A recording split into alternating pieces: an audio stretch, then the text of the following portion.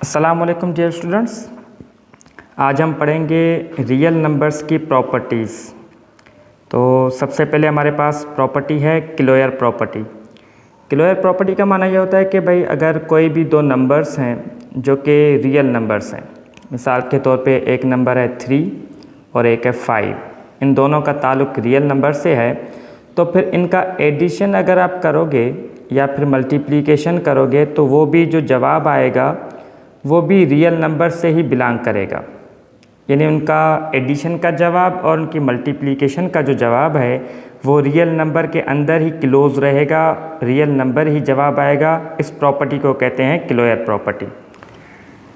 और दूसरी प्रॉपर्टी है हमारे पास कम्यूटेटिव प्रॉपर्टी। ये बहुत मशहूर प्रॉपर्टी है और बार बार इस्तेमाल भी होती है कि अगर कोई भी दो रियल नंबर्स हैं उनको अगर आप ऐड करते हो a प्लस बी, तो चाहे आप उनको b प्लस a करके ऐड करो तब भी उनका जवाब जो है वो सेम आएगा। ये कॉमन सेंस की भी बात है। अगर आप 3 प्लस 5 करो चाहे आप 5 प्लस 3 करो, यानी उनका आर्डर आप रिवर्स कर दोगे तब भी उनका जवाब सेम आएगा। तो ये होती है कम्यूटेटिव प्रॉपर्टी। ये मल्टीप्लाई में भी लागू होती है कि अगर आप 3 इंटू 5 करो चाहे आप 5 इंटू 3 करो, उनका जवाब जो है वो सेम आएगा। ये कहलाती है कम्यूटेटिव प्रॉपर्टी।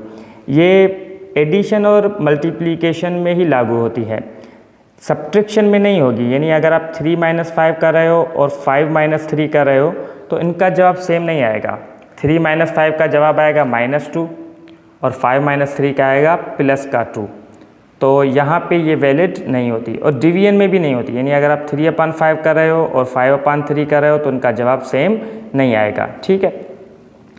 और तीसरी प्रॉपर्टी है हमारे पास एसोसिएटिव प्रॉपर्टी। इसमें ये होता है कि कोई भी 3 नंबर्स हों आपके पास, उनको अगर आप ऐड करना चाह रहे हो तो पहले आप कोई भी 2 नंबर्स ऐड करोगे। यानी अगर a b c ऐड करने जा रहे हैं ना आप, तो अगर आप पहले a प्लस b करते हो बाद में उनमें c ऐड करते हो, या फिर पहले आप b और c को ऐड करते हो बाद में उनको जो है वो a ऐड करके देते हो, तो जवाब जो है वो सेम आएगा। ठीक है ना। इसका एग्जाम्पल ये है कि अगर आप मिसाल के तौर पे 3 प्लस 5 प्लस 4 कर रहे हो तो 5 प्लस 4 का आएगा 9 और 9 प्लस 3 12 हो जाएगा।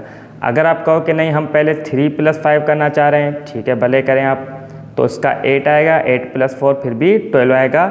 ये कहलाती है एसोसिएटिव प्रॉपर्टी एडिशन की, और यही सेम प्रॉपर्टी मल्टीप्लिकेशन में भी जो है वो होती है। यानी अगर आप a मल्टीप्लाई b करो फिर मल्टीप्लाई c करो, या फिर b मल्टीप्लाई c करके बाद में उनको जो है वो a से मल्टीप्लाई करो तो उनका जवाब जो है दोनों साइड सेम आएगा। एसोसिएटिव प्रॉपर्टी में एक ही ऑपरेशन होगा। यानी देखें सब कुछ एडिशन ही है या फिर सब कुछ जो है वो मल्टीप्लिकेशन ही है। एसोसिएटिव प्रॉपर्टी सब्ट्रैक्शन में नहीं होती, ना ही जो है वो डिवीजन में होती है। चौथी प्रॉपर्टी है हमारे पास distributive property of multiplication over addition. यानी डिस्ट्रीब्यूट का माना ये होता है कि तकसीम करके देना।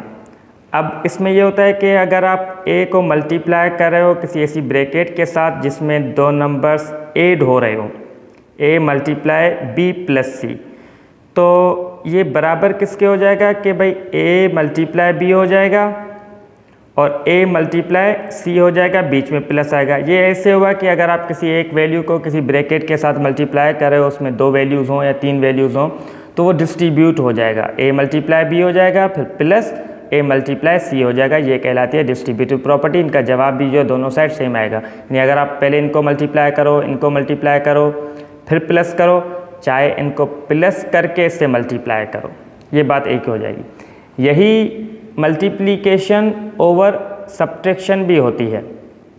यानी a multiply b minus a multiply c, ये भी डिस्ट्रीब्यूटिव प्रॉपर्टी है।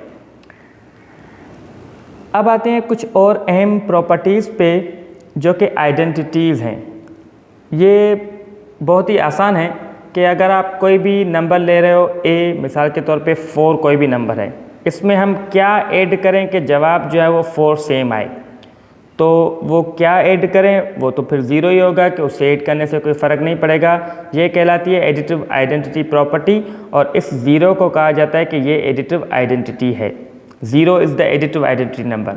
सिमिलरली मल्टीप्लिकेशन में भी एक आइडेंटिटी होती है, उसमें ये होता है कि किस नंबर से हम क्या मल्टीप्लाई करें जो जवाब सेम आए, फिर वो तो 1 ही होगा क्योंकि 1 को 4 से करोगे मल्टीप्लाई ना, तो 4 ही आएगा।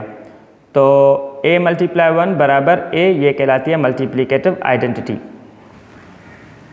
सिमिलरली ना इनकी एडिटिव आइडेंटिटी का एक एडिटिव इन्वर्स भी है, रिवर्स प्रोसेस भी है, उलट भी है इसका, कि हम किस नंबर में क्या ऐड करें कि जवाब 0 आ जाए।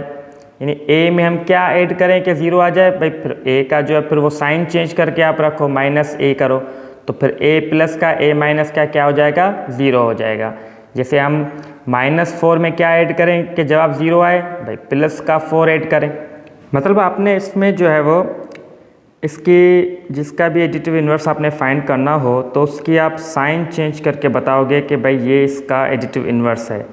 मतलब -5 का एडिटिव इन्वर्स होगा +5, क्योंकि इन दोनों के ऐड करने से जवाब क्या आएगा, 0 आएगा। सिमिलरली 5 का एडिटिव इन्वर्स क्या होगा, -5।